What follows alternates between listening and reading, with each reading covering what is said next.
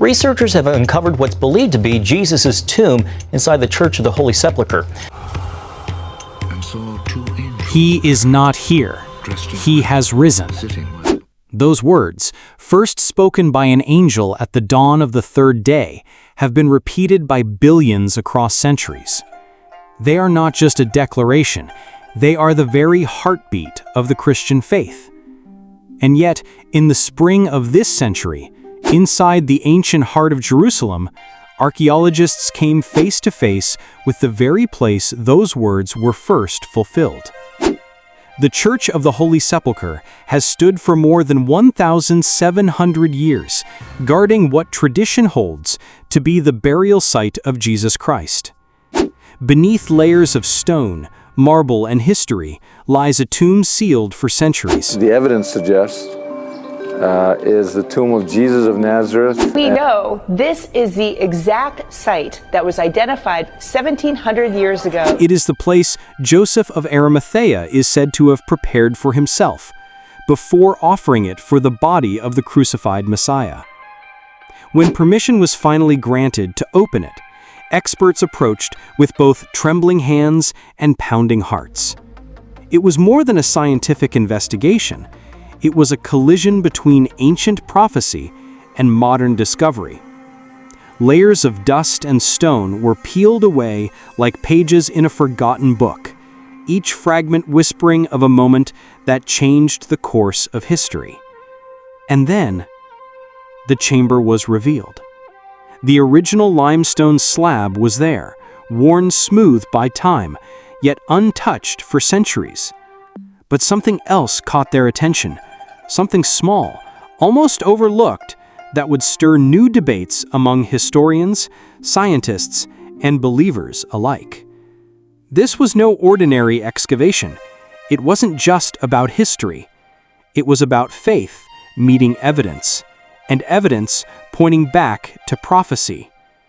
And if the prophecy of an empty tomb still stands unshaken after 2,000 years, what other promises might be on the verge of being fulfilled? The answer might be closer than you think. The garden and the quarry. The Bible's account in John 19:41 describes a quiet garden near the place of crucifixion. In that garden, a new tomb, unused, awaited its first occupant. For generations, many assumed this was purely symbolic language, until archaeology began peeling back the layers of Jerusalem's oldest stones. Recent excavations under the Church of the Holy Sepulchre revealed something astonishing: traces of an ancient garden preserved beneath centuries of construction. Olive pits, grape seeds, even microscopic fig pollen embedded in the soil. To a casual observer, these are just botanical remnants, but to scholars familiar with the Gospels, they are a silent witness, a scientific echo of the story written nearly 2,000 years ago. The discovery paints a vivid picture.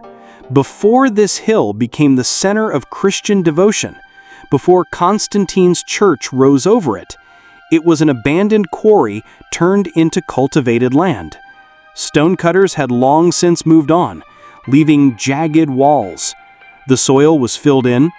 Trees and vines grew where once chisels rang.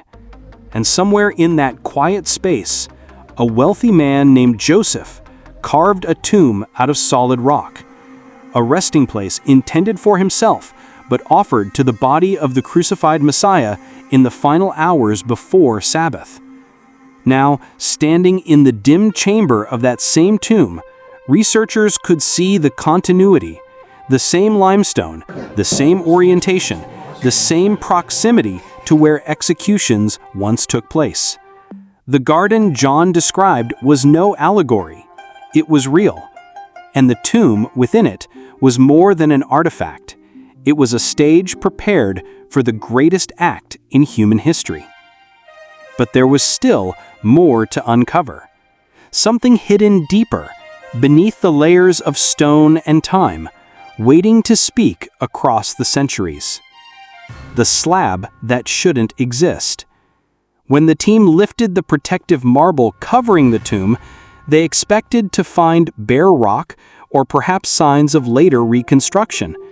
Instead, they uncovered the original limestone burial slab, remarkably preserved. It was the very surface where Jesus is believed to have been laid.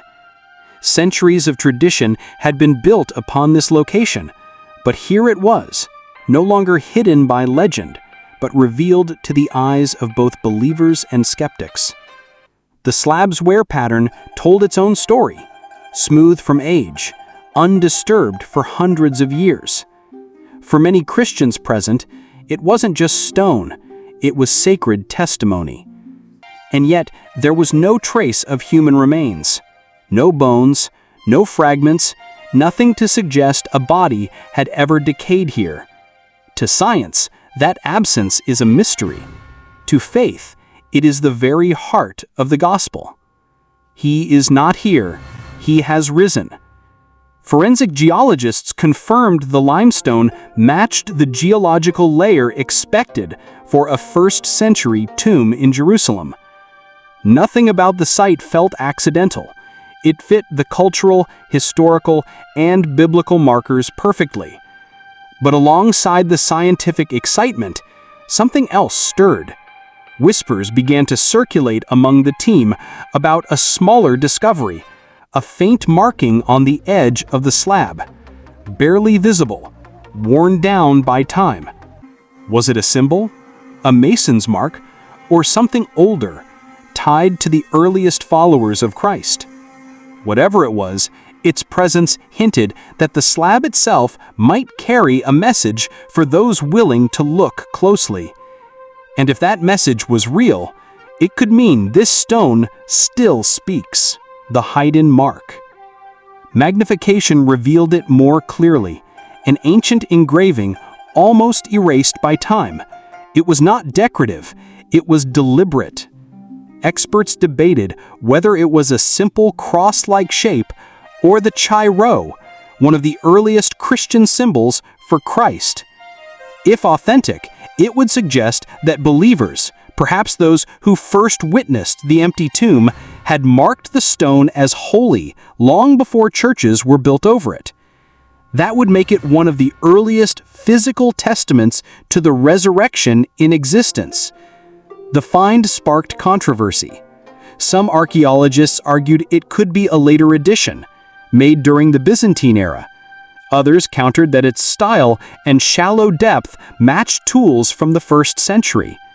The debate raged in academic circles, but for those standing inside the tomb, the question wasn't whether it was 1st century or 4th. It was that the faith of the earliest Christians was literally carved into stone.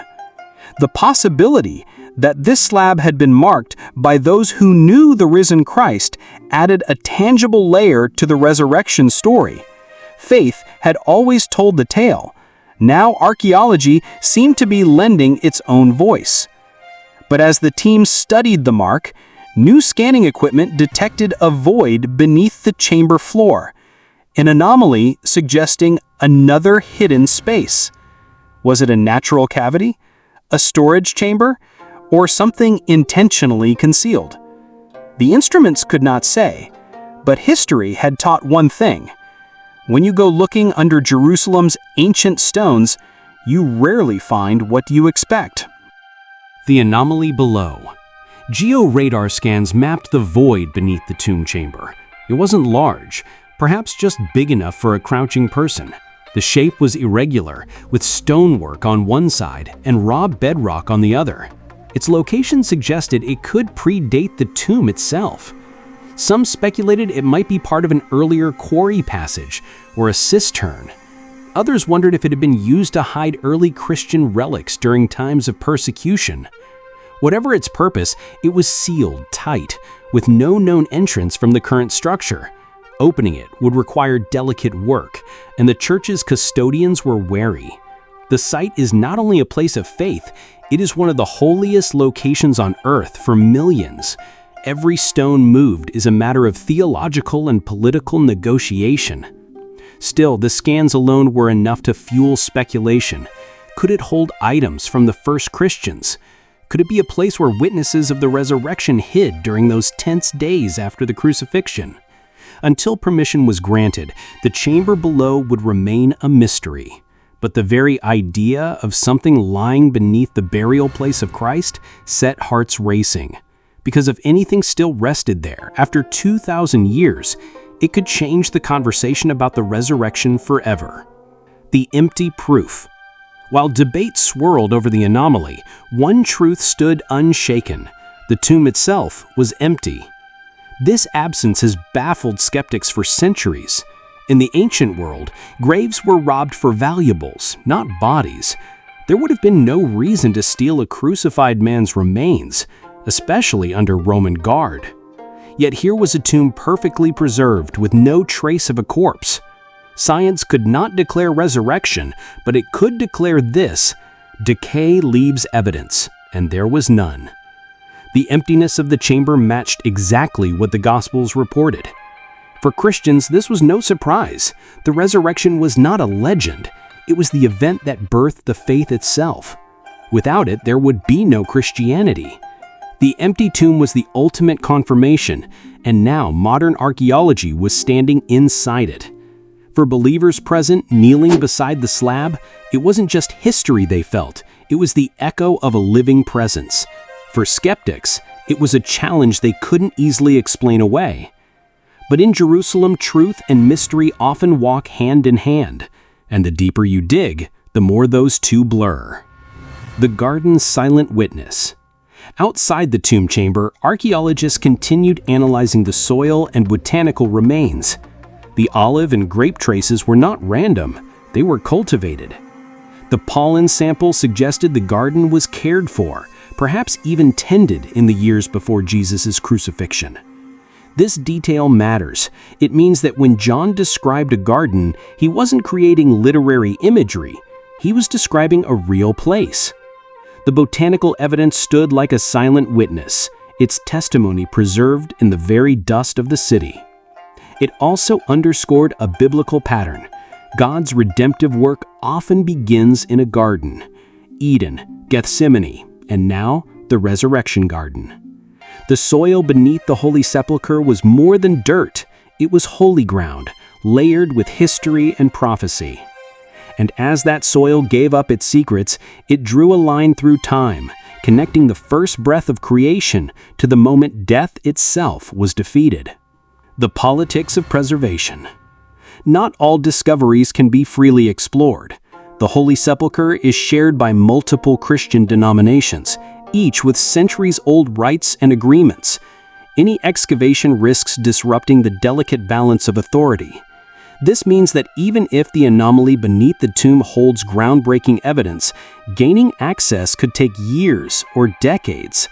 The political reality is that faith, history, and human authority often collide, and sometimes the stones must wait. But history has its own patience. The tomb waited nearly 2,000 years to be opened.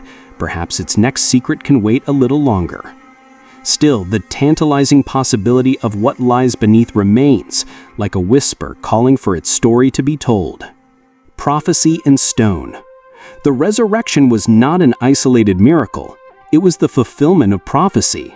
Psalm 16:10 declared, "You will not abandon me to the realm of the dead, nor will you let your faithful one see decay."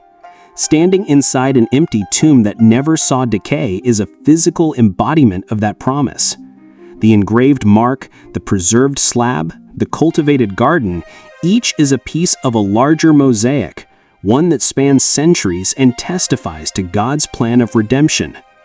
If these stones could speak, they would tell of the moment light broke into darkness, when the impossible became history, and when death lost its grip forever.